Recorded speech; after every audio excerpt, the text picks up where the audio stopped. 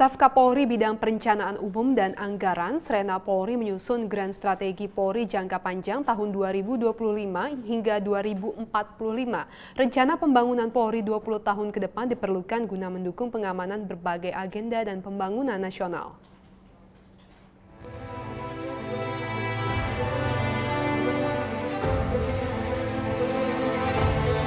Fokus Group Discussion Grand Strategi Polri tahun 2023 resmi digelar Srena Polri pada Kamis 27 Juli 2023 di The Tribrata, Jakarta.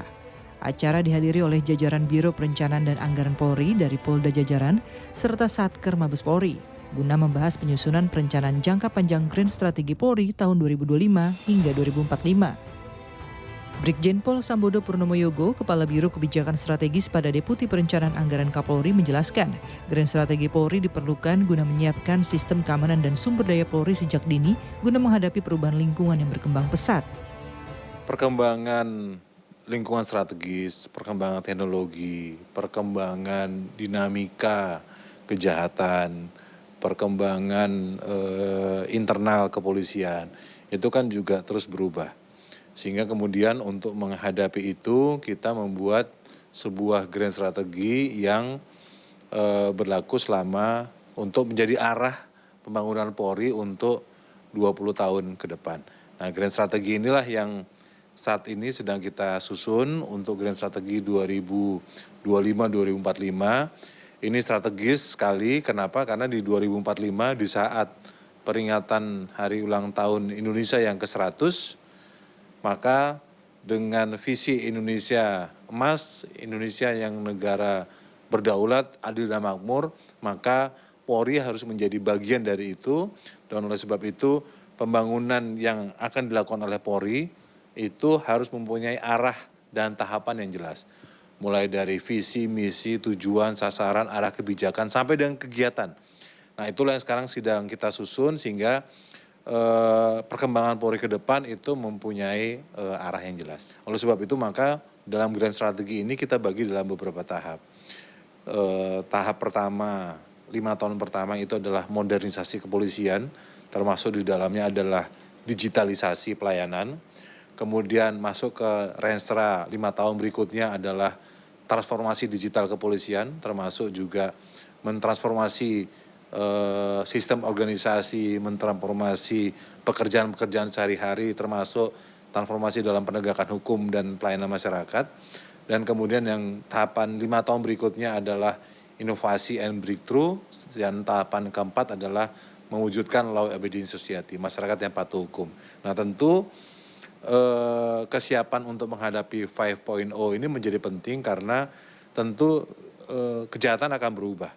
Ekspektasi masyarakat akan berubah, pelayanan kepada masyarakat akan berubah, penegakan hukum berbasis digital akan semakin meningkat, pengawasan berbasis digital akan semakin meningkat, sehingga kita pertama harus menyiapkan tentu sumber daya manusianya.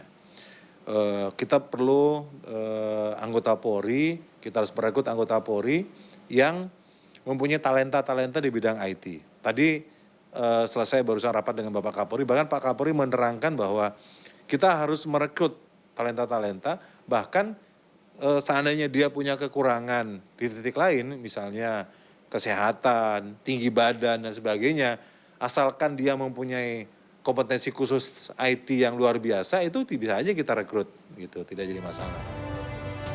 Penyusunan Grand Strategi Polri 2025-2045 sebagai arah pembangunan Polri selama 20 tahun ke depan ini bagi dalam 4 periode, yakni pembangunan tahap 1 periode 2025-2029 modernisasi operasional, pembangunan tahap 2 periode 2030-2034 transformasi digital, pembangunan tahap 3 periode 2035-2039 terobosan dan inovasi, serta pembangunan tahap 4 periode 2040-2045 budaya dan hukum.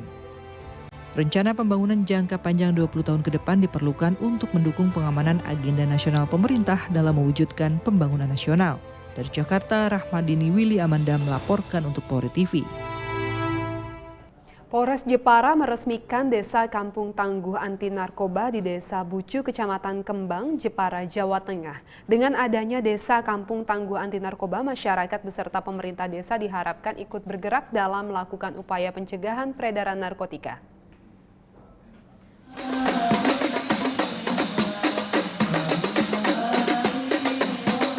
Jepara meresmikan Desa Kampung Tangguh Anti Narkoba di wisata air terjun Songgo Langit, Desa Bucu, Kecamatan Kembang, Jepara pada Selasa 25 Juli. Hadir dalam kegiatan ini Kapolres Jepara AKBP Wahyu Nugroho Setiawan, Kepala Badan Persatuan Bangsa dan Politik Jepara, Lukito Sudi Asmara dan perwakilan Forkopimda. Peresmian Kampung Tangguh Anti Narkoba oleh Polres Jepara merupakan program prioritas nasional yang memberikan kewenangan kepada desa untuk membuat kebijakan dengan mengutamakan program penyalahgunaan narkotika.